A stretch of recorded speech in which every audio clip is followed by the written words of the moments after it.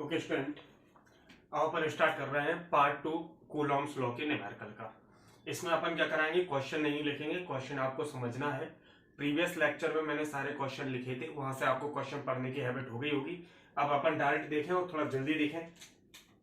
पहला क्वेश्चन क्या है कि मैंने एक इक्विलेटरल ट्राइंगल लिया। इस इक्विलेटरल ट्राइंगल के हर एक एंड पर मैंने प्लस क्यू चार्ज रखा, जो कि मैंने मान लिया ABC है, और इनके बीच की जो डिस्टेंस है वो क्या है, A है। Is that clear? मेरे से बोला गया find net force on C. Find net force on C. C पर नेट फोर्स बताओ। एक चीज बताओ, सी पर जो फोर्स इसके कारण लगेगा, अगर ये प्रेजेंट है तो क्या इसके ऊपर कोई फर्क पड़ेगा? बिल्कुल नहीं। हाँ, इस पर जो नेट फोर्स लगेगा दोनों के कारण, वो अलग चीज है, बट इसके कारण जो फोर्स लगेगा उससे इस पर फर्क नहीं पड़ेगा कि इसके कारण जो फोर्स लग रहा है और इसके कारण जो फोर्स लग रहा है, ये दोनों सेपरेट एक्टिविटी है। ठीक है, मैंने मान लिया कि FBC पर जो फोर्स लग रहा है वो कितना होगा, FBC होगा, सही है। और FCA पर फोर्स लगेगा वो कुछ इस तरीके से होगा, force on C due to A, force on C due to B। Is that clear? Force कैसी क्वांटिटी है? वेक्टर क्वांटिटी है। फोर्स कैसी क्वांटिटी है? वेक्टर। तो दोनों के बीच में, अगर ये इक्विलेटरल ट्रायंगल है तो दोनों के बीच में कितना एंगल होगा? 60 डिग्री होगा। ये भी क्या होगा? 60 डिग्री होगा। ये भी क्या होगा? 60 डिग्री होगा। तो इन दोनों के बीच में कितना एंगल होगा? 60 डिग्री होगा। सही है कि नहीं है? इन दोनों का रिजल्टेंट कहां आएगा? बीच में आएगा, उसे अपन क्या बोलेंगे? F net. अब फोर्स कैसी क्वांटिटी है? फोर्स एक वेक्टर क्वांटिटी है। फोर्स कैसी क्वांटिटी है? Vector quantity. अगर आप लोगों को याद हो, मैंने parallelogram law of vector addition कराया था, उसमें आपको सिखाया था R equal to A square plus B square plus 2ab cos theta. आया याद आपको? R equal to under root A square plus B square plus 2ab cos theta. इसमें भी कुछ ऐसे ही करेंगे अपन। उससे पहले निकाल लें FCB कितना होगा, जरा बताओ।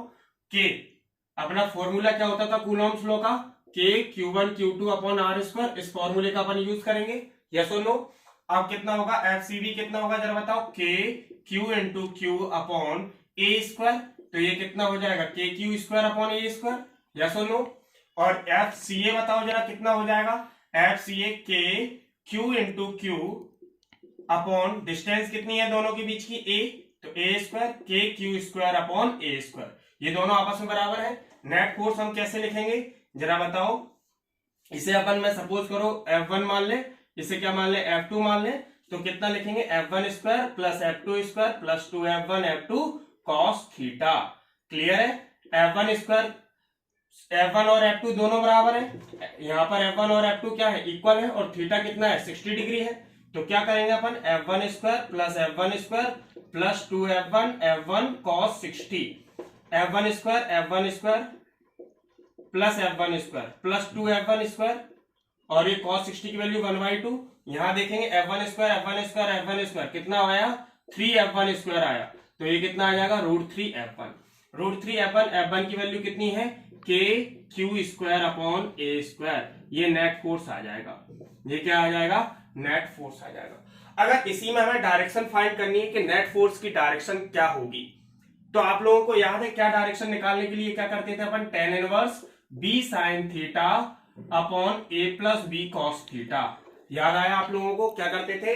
B theta equal to tan inverse B sin theta upon A plus B cos theta. तो ये क्या हो जाएगा जरा ध्यान दो। अगर अपन डायरेक्शन फाइंड करें तो ये कितना हो जाएगा? Theta equal to tan inverse B sin theta, या अल्फा मान लो, ये अल्फा डायरेक्शन के लिए, अल्फा काय के लिए यूज किया अपन ने? डायरेक्शन के लिए। B sin theta, B sin theta मतलब अगर हम इसके लिए बनाएंगे तो क्या बनेगा? अल्फा tan इनवर्स, ये भी अल्फा हो जाएगा, tan inverse F2 sin theta upon F1 plus F2 cos theta. अब देखो जरा ध्यान से, यहां पर क्या हो जाएगा? F1 और F2 बराबर है। F1 और F2 बराबर है, मैंने किसके बराबर मान ली? F के बराबर मान लिए। तो यहाँ क्या आ जाएगा? F sin थीटा, या F1 मान लो, F1 plus F1 cos theta. यहां पर क्या आ जाएगा? tan inverse sin theta F1 upon F1 common लिया तो कितना आया? 1 प्लस cos थीटा। F1 से F1 कैंसिल आउट हुआ, tan इनवर्स। इसको और सॉल्व कर लो, क्या आएगा? या फिर थीटा की वैल्यू रख दो, sin 60 upon 1 plus cos 60। sin 60 की वैल्यू बताओ जरा कितनी है? tan इनवर्स √3/2 साइन 60 की, कॉस 60 की 1/2, 1/2 प्लस 1 3/2, 2 से 2 कैंसिल, √3 से ये कैंसिल, क्या आएगा अल्फा, tan इनवर्स 1/√3, 1/√3 कितना आ जाएगा जरा बताओ, 30 डिग्री, कितना आ जाएगा 30 डिग्री। वैसे भी आप लोग एक चीज और मैंने आपको कैलकुलेशन करा के दिख दी, ताकि जब कभी भी अगर यहाँ चार्ज डिफरेंट हो तो आप कैलकुलेशन कर सकें इस क्वेश्चन से। वैसे आप इजीली देख सकते थे, अगर दोनों फोर्स इक्वल हैं तो कहां से, बीच में से लाइन जाएगी, 60 डिग्री का आधा कितना होगा, 30 डिग्री होगा, तो आप वहां से कर सकते हैं, नोट कर लीजिए। नेक्स्ट क्वेश्चन इसी का उठा रहे हैं अपन, जैसे ए बी सी, फिर से क्या है, ए डिस्टेंस है, ये ए डिस्टेंस है, ये भी ए डिस्टेंस है, यहां मैंने माइनस क्यू चार्ज लिया और यहां प्लस क्यू चार्ज लिया और यहां क्या लिया, क्यू लिया। सेकंड क्वेश्चन देख रहा है, वही same question, find net force on C. ठीक है, बकायदा आप लोग क्वेश्चन कर लेंगे, इस पे बेस्ड जितने भी हैं, पहले अपन ये देख लें। प्लस माइनस अट्रैक्शन फोर्स लगेगा सी पर, अट्रैक्शन फोर्स ऐसा लगेगा, या सुन लो, इसे अपन ने क्या मान लिया, F1। ये फोर्स कैसा लगेगा, रिपल्सिव फोर्स लगेगा, कितना मान लिया, F2 मान लिया।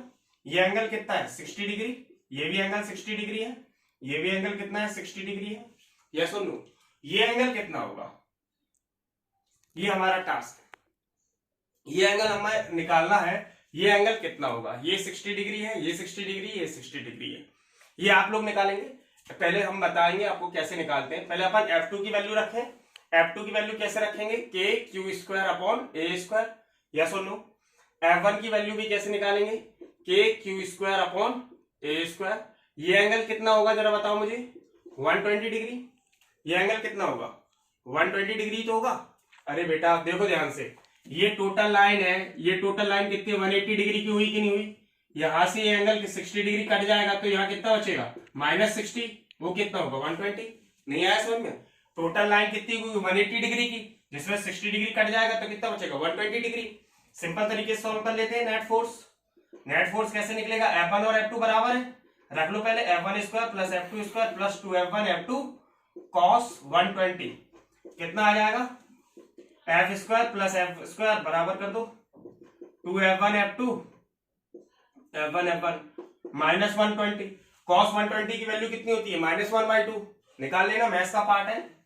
ये कितना हो जाएगा, F1 स्क्वायर से ये पूरा कट जाएगा, अंडर रूट का F1 स्क्वायर, कितना बचेगा F1 के क्यू स्क्वायर अपॉन ए स्क्वायर न्यूटन। सही है कि नहीं है। डायरेक्शन आप लोग फाइंड कर लोगे, डायरेक्शन कैसे फाइंड करोगे, tan inverse F2 sin theta upon F1 plus F2 cos theta.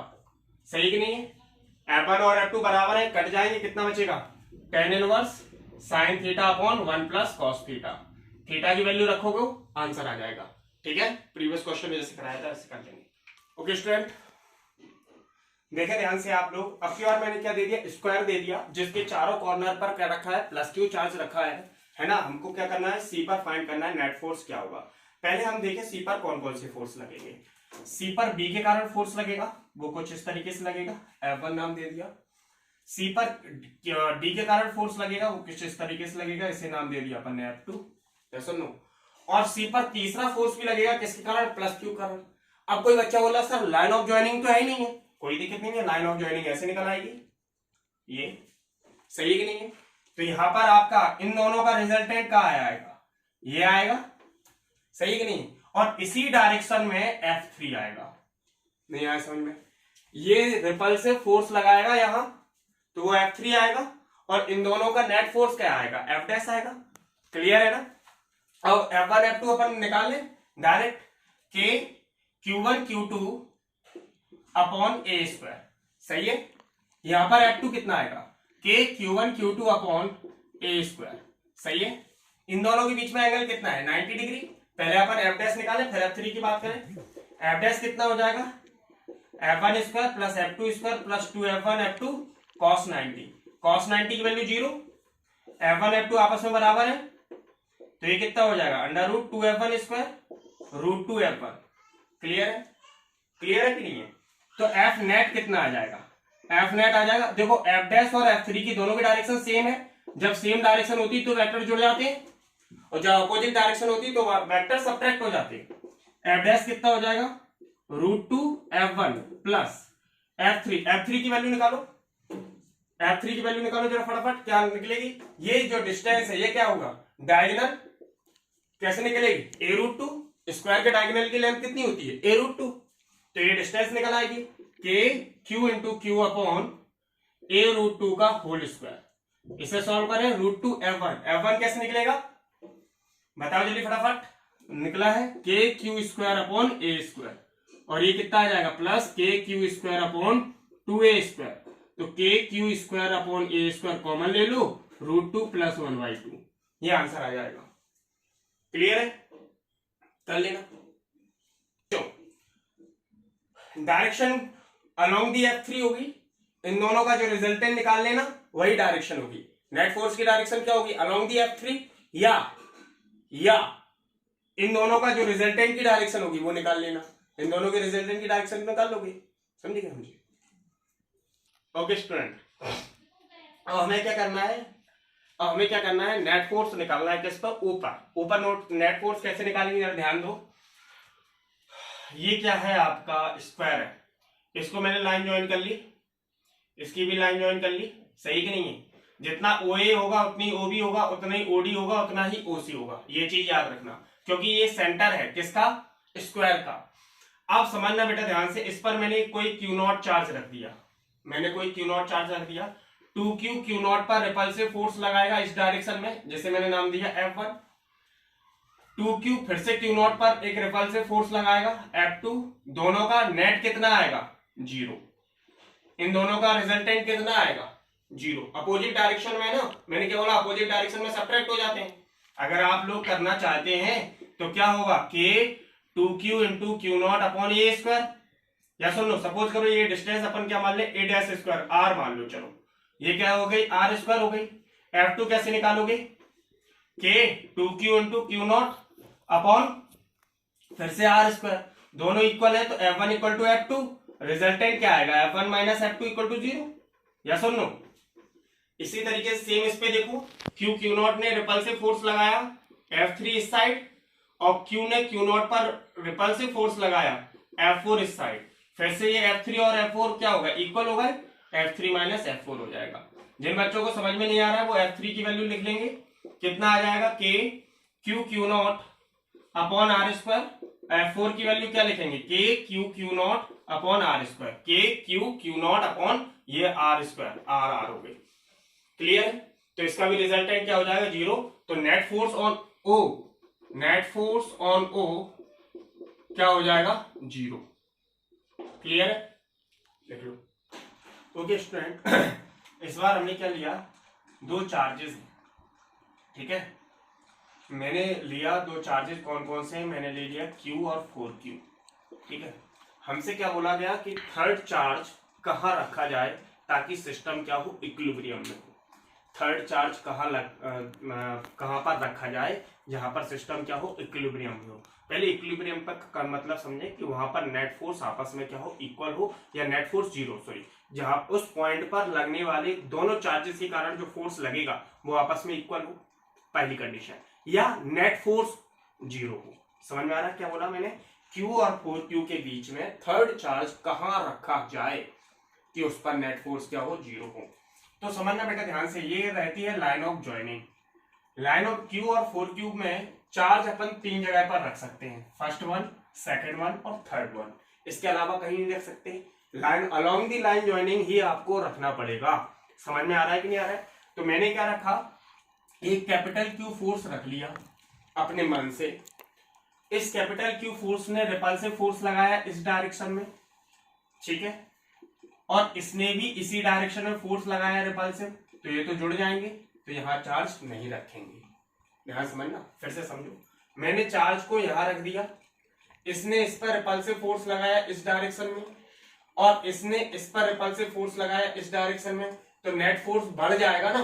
0 कहां हो रहा है? इक्वल कहां हो रहा है? नेट फोर्स तो बढ़ रहा है ना। नेट फोर्स 0 करना है हमें। 0 करने के लिए क्या होगा? दोनों फोर्स अपोजिट डायरेक्शन में लगे। दोनों फोर्स किस डायरेक्शन में लगे? अपोजिट डायरेक्शन में, और इक्वल लगे। तो मैंने क्या रखा? थर्ड चार्ज पर मैंने कहां रख दिया? यहां रख दिया। अब समझो 4Q के कारण जो फोर्स लग रहा है वो इस डायरेक्शन में लग रहा है, जैसे मैंने नाम दिया F1। Q के कारण फोर्स इस डायरेक्शन में लग रहा है तो मैंने नाम लिया F2। हाँ, यहां पर दोनों अपोजिट डायरेक्शन में लग रहे हैं, अब ये इक्वल हो सकते हैं। मैंने क्या मान लिया, ये डिस्टेंस कितनी मान ली, x मान ली, और इन दोनों की पहले से जो डिस्टेंस थी वो क्या थी, a थी, तो रिमेनिंग डिस्टेंस कितनी हो जाएगी, a माइनस एक्स। सही है कि नहीं है। अब इस पर लगने वाला फोर्स F1 कितना हो जाएगा जरा बताओ, k q into capital Q upon distance का square, F2 equal to k q into 4q into upon a minus X का होल स्क्वायर। अब फोर्स आपस में इक्वल होना चाहिए for equilibrium, for equilibrium.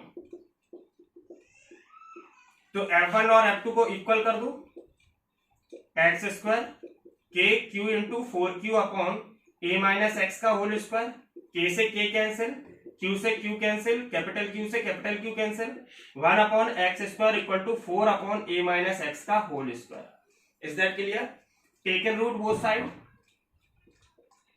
Both side, दोनों साइड रूट ले लें तो कितना आएगा, 1 upon X equal to plus minus 2 upon a minus x.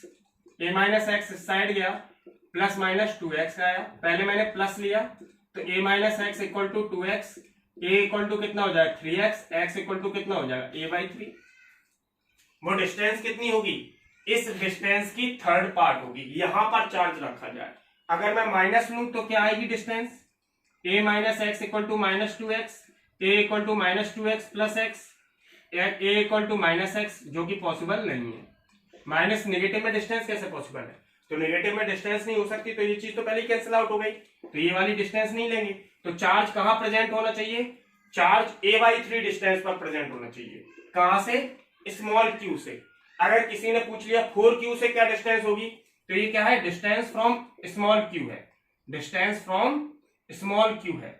और अगर distance from capital, distance from 4q पूछ ली तो 4q से कितनी होगी, a माइनस एक्स, तो a minus a by 3, 3a minus a by, और ये कितना हो जाएगा 2a बाई 3। 4q से डिस्टेंस कितनी होनी चाहिए, 2a बाई 3, ये कितनी आ जाएगी 2a बाई 3। यहां से इस चार्ज की डिस्टेंस देखोगे तो 2a बाई 3, यहां से इस चार्ज की डिस्टेंस देखोगे तो a बाई 3। क्लियर है, लिख लीजिए। नेक्स्ट क्वेश्चन है, माइनस q और माइनस 9q को a डिस्टेंस से सेपरेट किया जा रहा है, इन दोनों के बीच में थर्ड चार्ज कहां रखें कि नेट फोर्स क्या हो जाए, जीरो हो जाए, या सिस्टम किस में आ जाए, इक्विलिब्रियम में आ जाए। फिर से वही चीज करते हैं जो हमारे बच्चों ने सीखा। कैपिटल Q यहां रखा, माइनस 9q, Q ने अट्रैक्शन फोर्स लगाया F1 इस साइड, और माइनस Q ने भी कैसा फोर्स लगाया, अट्रैक्शन फोर्स लगाया। दोनों की डायरेक्शन क्या हो गई, सेम हो गई, सेम हो गई, तो फोर्स क्या हो जाएंगे, जुड़ जाएंगे, तो नेट फोर्स बढ़ जाएगा। समझे कि नहीं समझे, तो यहां पोजीशन नहीं लेंगे, यहां पे मैंने कैपिटल Q लगाया, इसने अट्रैक्ट किया अपनी तरफ, F1 लिया, इसने भी अपनी तरफ अट्रैक्ट किया, F2 लिया, यहां पर भी क्या हो जाएंगे, दोनों डायरेक्शन सेम है फोर्सों की, तो क्या हो रहा है, फोर्स जुड़ जाएंगे, फोर्स क्या हो जाएंगे, जुड़ जाएंगे, तो नेट फोर्स अपन बढ़ जाएगा, ना कि जीरो हो जाएगा। तो ये भी कंडीशन गलत है। अब अपन चार्ज को कहां रखें, यहां रखें, तो Q ने अट्रैक्शन फोर्स लगाया इस साइड, तो ये F1 मान लिया, Q ने माइनस 9q ने अट्रैक्शन फोर्स लगाया इस साइड, तो ये F2 मान लिया। सही है कि नहीं है। फॉर इक्विलिब्रियम, और शॉर्ट करेंगे आप क्वेश्चन को। इक्विलिब्रियम में क्या होता है जरा बताओ मुझे, F1 इक्वल टू क्या होता है F2, ये डिस्टेंस क्या मान लें, x मान लें, ये डिस्टेंस क्या बचेगी a माइनस एक्स, कर लो k q into 9q upon X square, और यहाँ k क्या आ जाएगा, कैपिटल Q, और यहाँ क्या आ जाएगा, capital Q into 9q upon a minus X का होल स्क्वायर। k से k कैंसिल, q से q कैंसिल, कैपिटल Q से ये cancel, 1 upon X square equal to 9 upon a minus X का whole square, square root both side, taken square root both side. सही है कि नहीं है। तो ये कितना हो जाएगा, 1 upon X plus minus 3 a minus X, plus ले लें तो कितना आएगा, 1 upon X 3 upon a minus x equal to 3x, a equal to 4x, x equal to क्या आ जाएगा a बाई 4। माइनस लोगे तो क्या होगा जरा बताओ, माइनस अगर लेते हैं तो क्या होगा, 1 upon X equal to minus 3 a minus x equal to minus 3x, a equal to minus 3x plus x, a equal to minus 2x, x equal to minus a by 2। Possible ही नहीं है, जो possible नहीं है हटा दो, x equal to क्या आया a/4, किसके नजदीक आया -q के। अब अगर आपसे पूछे डिस्टेंस फ्रॉम 9q, तो डिस्टेंस फ्रॉम 9q क्या आएगी, डिस्टेंस फ्रॉम 9q कितनी आ जाएगी a माइनस एक्स, x कितना है a/4, तो ये कितना आ गया a/4, 4a minus a upon 4, ये कितना हो जाएगा 3a/4। या सुन लो, नोट कर लीजिए।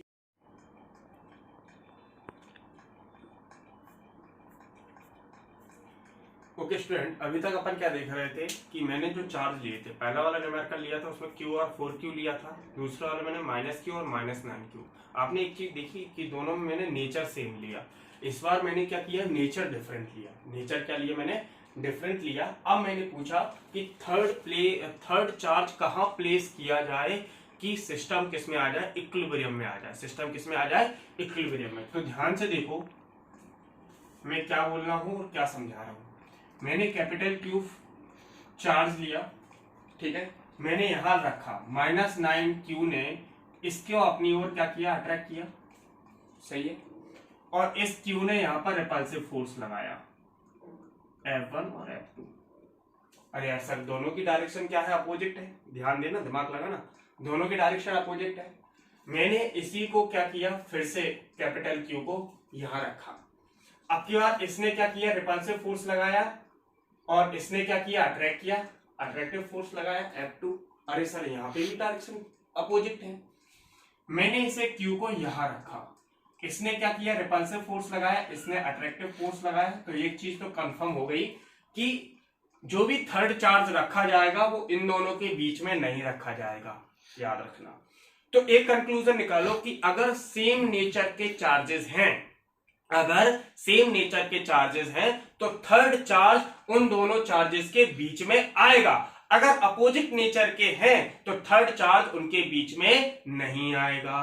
क्या बोला मैंने, अगर दोनों चार्ज सेम नेचर के हैं आइदर प्लस प्लस और माइनस माइनस, तो इक्विलिब्रियम पॉइंट कहां मिलेगा, दोनों चार्जेस के बीच में मिलेगा। और अगर अपोजिट नेचर के हैं तो equilibrium point either right side और लेफ्ट साइड। हम बताएंगे किस साइड। समझ में आया कि नहीं आया। ये क्या आ गया Q और -9q आ गया। यहां पर जैसे अपने चार्ज को रखा तो यहां पर क्या F2 क्या निकल के आएगा, जरा देखो ध्यान से कि Q1 Q2 Q capital Q into 9q upon ये कितना आ जाएगा, इसे सपोज करो x माना तो ये कितना आ जाएगा a प्लस एक्स का होल स्क्वायर। सही है कि नहीं। अब अगर मैं इस साइड देखूं, सॉरी एक्स स्क्वायर, और मैं F1 के लिए देखूं तो क्या आएगा के Q into capital Q upon a plus x का होल स्क्वायर। देखो समझो Q स्मॉल q और कैपिटल Q के बीच की डिस्टेंस कितनी है, a तो यहां तक की है, x और है तो a प्लस एक्स का होल स्क्वायर, और इन दोनों के बीच की डिस्टेंस कितनी है x ही है तो एक्स स्क्वायर। तो आप समझो ये सिस्टम इक्विलिब्रियम में कहां है। समझने वाले बच्चों को समझ में आ गया। क्यों समझ में आ गया कि सर इसका न्यूमरेटर छोटा है और डिनोमिनेटर बड़ा है, और बड़े का स्क्वायर है, बड़े का स्क्वायर है, तो इसका F1 क्या आएगा, कम आएगा। सही है कि नहीं है। इसका न्यूमरेटर बड़ा है, इसका न्यूमरेटर बड़ा है और डिनोमिनेटर छोटा है तो F2 और बड़ा आएगा। तो यहां सिस्टम इक्विलिब्रियम में तो रहा ही नहीं। यहां सिस्टम इक्विलिब्रियम में कहां है, कॉमन सेंस लगाओ। कॉमन सेंस क्या बोला मैंने, यहां न्यूमरेटर देखो के क्यू क्यू है, यहां 9 टाइम्स बड़ा है न्यूमरेटर, और यहां डिनोमिनेटर a प्लस एक्स का होल स्क्वायर, मतलब डिनोमिनेटर बड़ा हो गया, न्यूमरेटर छोटा हो गया, फ्रैक्शन क्या हो गया, छोटा हो गया। और यहां न्यूमरेटर बड़ा है, डिनोमिनेटर छोटा है, फ्रैक्शन क्या हो गया, बड़ा हो गया। तो F1 और F2 बराबर नहीं होंगे, और जब F1 F2 बराबर नहीं होंगे तो सिस्टम इक्विलिब्रियम में नहीं होगा। अब यहां देखो, यहां मैंने क्या लिया, ये डिस्टेंस x ले ली, मैंने अट्रैक्शन फोर्स ये रखा, यहां F1 और F2 बराबर होंगे इक्विलिब्रियम में, ये मैंने मान लिया।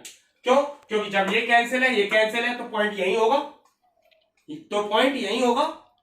अब देखो ध्यान से F1 के क्यू, देखो ध्यान से F1 क्या आएगा, के क्यू कैपिटल Q अपॉन ये डिस्टेंस कितनी है एक्स स्क्वायर, के क्यू सॉरी कैपिटल Q और 9q अपॉन में डिस्टेंस कितनी आ जाएगी, a प्लस एक्स का होल स्क्वायर। या सुनो, तो ये क्या हो गया, k से k, q से q, q से q, 1/x square equal to 9/a plus x का होल स्क्वायर। अब टेकन रूट बोथ साइड, यहां से आप लोग सॉल्व करके x की पोजीशन निकाल लोगे, या सुन लो। अब यहां से आप लोगों को एक चीज रट डालना है, समझ डालना है, क्या कि हमेशा याद रखो जब अपोजिट नेचर के चार्ज हो, क्या याद रखोगे, जब अपोजिट नेचर के साथ क्या बोलते हैं, अपोजिट नेचर के चार्ज हो तो इक्विलिब्रियम पॉइंट हमेशा छोटे चार्ज के पास मिलेगा। क्या बोला मैंने, जब अपोजिट नेचर के चार्ज हो तो इक्विलिब्रियम पॉइंट हमेशा छोटे चार्ज के पास मिलेगा। क्या सुन लो, कर लोगे, ऐसा कोई भी क्वेश्चन आए कर लेगा। ओके स्टूडेंट, नेक्स्ट अपन ने क्वेश्चन लिया कि कोई एक रिजिड सपोर्ट है, कोई क्या है, रिजिड सपोर्ट है। इस रिजिड सपोर्ट से दो पीठ वॉल्स हमारी क्या है, हैंग्ड है, और दोनों को जो चार्ज है वो इक्वल चार्ज है, सही है कि नहीं है। इनके पॉइंट ऑफ सस्पेंशन, ये क्या कहलाएगा, पॉइंट ऑफ सस्पेंशन। इससे इक्विलिब्रियम लाइन से एंगल जो हो रहा है वो एंगल कितना है, थीटा है, और इसकी जो लेंथ है वो जो ये अपनी जो इनएक्सटेंसिबल और टाइट जो स्ट्रिंग है, इस स्ट्रिंग की लेंथ कितनी है, स्मॉल एल है, और इन दोनों कितनी है, ए है। तो हमें पूछा गया what is the value of charge, what is the value of charge, charge Q, इस क्यू चार्ज की वैल्यू क्या होगी। थोड़ा सा और देख लें, इन जो पीठ वॉल है इनका मास कितना है, स्मॉल एम है। ध्यान से देखेंगे, मैंने क्या देखा कि जब ये टाइटली हैंग्ड थे तो इस पर टेंशन प्रोड्यूस हुआ होगा, या सुनो, इस थ्रेड पर क्या प्रोड्यूस हुआ होगा, टेंशन। ये एम मास है तो इसका mg जो मास है वो वर्टिकली डाउनवर्ड लग रहा होगा, या सुनो, यही फोर्स लगेगा। ये क्यू है, रिपेल करेगा तो कूलॉम फोर्स कौन सा लगेगा, के क्यू इंटू क्यू अपॉन ए स्क्वायर, या सुनो। ये एंगल थीटा है तो यहां एंगल अपन देखें तो ये क्या होगा, थीटा होगा। मैंने आप लोगों को बताया था जहां पर थीटा होता है वहां क्या आता है, कॉस आता है, और जहां थीटा नहीं होता है वहां क्या आता है, साइन थीटा आता है। याद रखोगे तो यहां क्या आएगा, टी कॉस थीटा, टी अपने पार्टों में रिजॉल्व हो जाएगा, टी कॉस थीटा, और यहां क्या आ जाएगा, टी साइन थीटा, या सुनो। अब देखो ध्यान से, T cos theta, T sine theta किसको बैलेंस कर रहा है, टी साइन थीटा बैलेंस कर रहा है के क्यू स्क्वायर अपॉन ए स्क्वायर को, फर्स्ट इक्वेशन आ गई। और टी कॉस थीटा किसको बैलेंस कर रहा है, जरा बताओ मुझे, एम जी को, किसको कर रहा है, एम जी को, ये सेकेंड आ गई। जी क्या है, एक्सेलरेशन ड्यू टू ग्रेविटी है, तो divide equation first to equation second, सही है कि नहीं है। तो ये क्या आ जाएगा, T sine theta upon T cos theta, के क्यू स्क्वायर अपॉन ए स्क्वायर एम जी, तो टी से T cancel, sine upon cos कितना होगा, टेन थीटा, के की वैल्यू कितनी रख दें, 1/4 पाई एप्सिलॉन नॉट रख दें, Q square A square M G, ये सारी सारी जाएंगी तो कितना बनाएगा, 4 pi epsilon naught A square M G tan theta, Q square, Q की वैल्यू कितनी आ जाएगी, √4 pi epsilon naught A square M G tan theta, लिख लीजिए आप लोग। ओके स्टूडेंट, देखेंगे कि कोई अपना पॉइंट है O, ठीक है, इस O पॉइंट से कोई Q चार्ज रखा है, सपोज करो ये अपना Q चार्ज रखा है। इस Q चार्ज सपोज करो ये क्या है, Q1 चार्ज है। इससे 1 मीटर की डिस्टेंस पर Q चार्ज, 2 मीटर की डिस्टेंस पर -Q चार्ज, 4 मीटर की डिस्टेंस पर Q चार्ज और 8 मीटर की डिस्टेंस पर -Q चार्ज रखा, ऐसे इन्फिनिटी तक रखे हुए हैं। तो अपन से पूछा गया find net force on Q1 पर हमें नेट फोर्स निकालना है, तो कैसे निकालेंगे, F net equal to, first वाले के अपन लिए अपन देखेंगे तो Q1 अपॉन ए स्क्वायर आ जाएगा, प्लस दूसरे के लिए देखेंगे KQ इंटू -Q अपॉन ए स्क्वायर आ जाएगा, 2 का स्क्वायर आ जाएगा, प्लस Q1 मान लें, और इसके लिए कितने आ जाएगा, KQ1Q अपॉन 4 का स्क्वायर आ जाएगा, plus KQ2 into -Q upon 8 का स्क्वायर आ जाएगा, प्लस डॉट डॉट इन्फिनिटी हो जाएगा। अगर अपन इसे सेपरेट कर लें तो KQ1Q अपॉन 1 का square plus minus KQ1 upon 2 का स्क्वायर प्लस के क्यू क्यू वन अपॉन 4 का स्क्वायर प्लस माइनस के क्यू क्यू टू अपॉन 8 का square plus dot dot dot infinity. हमने क्या कॉमन लिया, के क्यू क्यू वन कॉमन आ गया। यहाँ कितना है 1 का स्क्वायर माइनस 1 अपॉन 2 का स्क्वायर है, फिर कितना है 1 अपॉन 4 का स्क्वायर है माइनस 1 अपॉन 8 का स्क्वायर है plus dot dot dot. Yes और नो, यही आएगा, इंफिनिटी तक आएगा। ये अगर आप लोग ध्यान से देखेंगे तो ये क्या है आप लोगों की जीपी है, इनफाइनाइट जीपी। इनफाइनाइट जीपी का सम क्या होता था, ए अपॉन 1 माइनस आर। आर क्या होता था, यहाँ पर बायो वाले बच्चे ध्यान दें, आर क्या होता था, कॉमन रेशियो। कॉमन रेशियो कैसे निकालते थे, second term upon first term, second term upon first term. First term कैसे, सेकंड टर्म कितनी होगी 1 अपॉन 2 का स्क्वायर, 1 अपॉन 1 का स्क्वायर कितना आया 1 अपॉन 4 आया।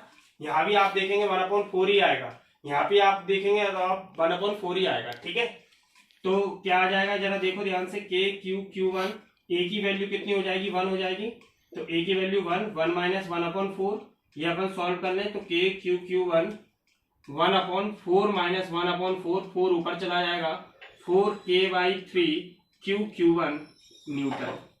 या सुनो, थोड़ा दिमाग से देखें,